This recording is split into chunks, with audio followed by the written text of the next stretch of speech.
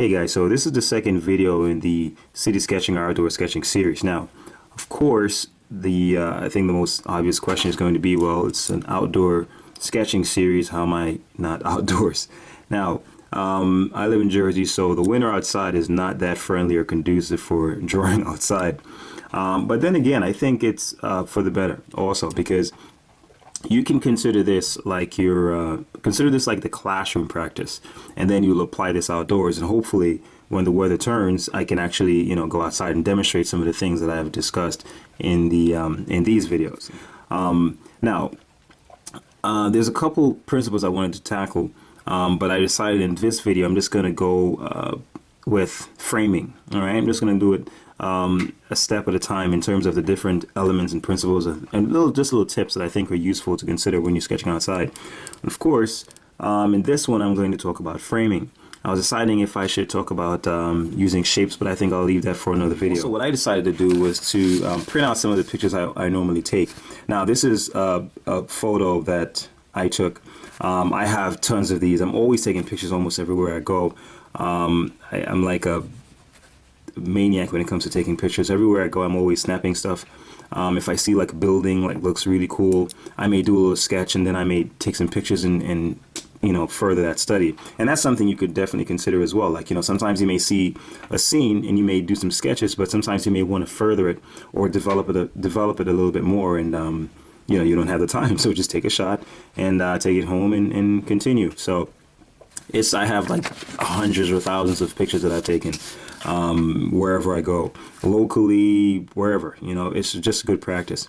Now, I thought this would be a cool little photo to show you how you could frame your drawing or decide on where you want to focus. And that's a cool thing about outdoor sketching, is that there's so much information. Like you can, I think I'd mentioned in the last video that you can actually find, maybe you can do 5 or more drawings from this little scene. I was actually in my car when I took this, and I was actually waiting for the light to change, and I just snapped it. Now, in terms of framing, you're sketching outdoors, you're going to be seeing scenes like this a lot. It's a lot of information. Now, do you sketch everything, or what are you going to include? A simple way to do it is to think of, and this is not necessarily something you have to make, but it's a way to think of, framing your drawings. So like this is something that can be pretty handy. I just used a old folder that I had, and I just cut 2 L's out of it using a ruler, and you can use this and frame your drawing. So say for example, you can actually carry this around. I use this when I'm doing like figure drawings and stuff like that, and I'm studying the model. Or you can use like plexiglass and draw a grid on it. You can, there's different methods you can use. If anybody can get one of these, if you have a whole an old folder or book cover or something like that you're not using, you just make this easy little viewfinder. And the cool thing is with this is that you can frame the scene in different ways. So for example, if you want to have a vertical drawing, so you can have something like this. If you want it to be more horizontal, you have something like this. And this helps you to focus on what you want to focus on. Okay, it kind of blocks out all the other distracting areas and stuff like that, and you can really just narrow in or zero in on what you want to draw. Of course, you can experiment. You can have a square, you can have it be something like this, something like this. I would do, I do tons of drawings, but I'm advising you guys that you really try to do as many different types of frames as possible. Actually, sometimes I even do drawings and frame it after I'm done, or frame it midway, because sometimes you don't know how you want to frame the drawing, and you just do it, and then it just takes its own shape, so to speak. So that's something you can do as well. I think what I'm going to do is I'm going to do 3 drawings. I'm going to do one that's vertical. I think I'm feeling this.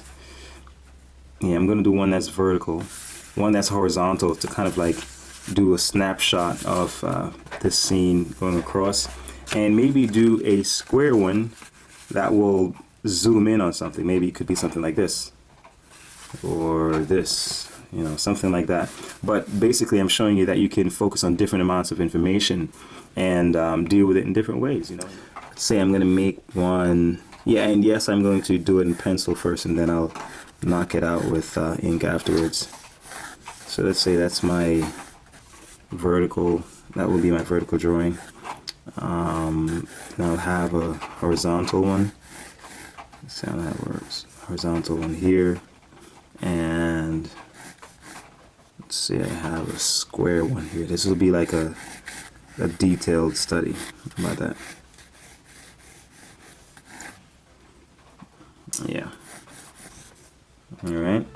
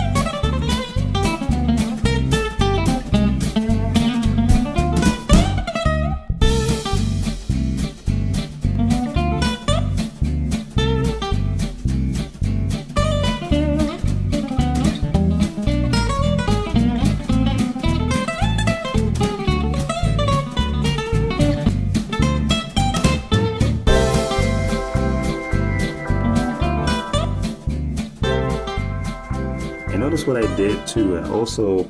I shaded in some of the areas, and kind of, because as I was drawing, I decided that I'm going to use this little opening as the area of focus. And see, if you look at it here, it's not exactly like I drew it here, but my imagination took control, and I pretty much just used this little highlight, this little opening here, close to where you can see where like the vanishing point is. I just use that as my area of focus. So my way of emphasizing that is just to leave that point really bright and open, so that way you can, that's where your eyes go. There isn't much detail here, very little information, and that brings your eyes there and pops it. And also, by making this area that's really dark contrast against that white, also makes that point, that area of focus, even more dynamic, and your eyes undoubtedly will go here. Everywhere else is in gray. All right, so let's do the one that's the horizontal.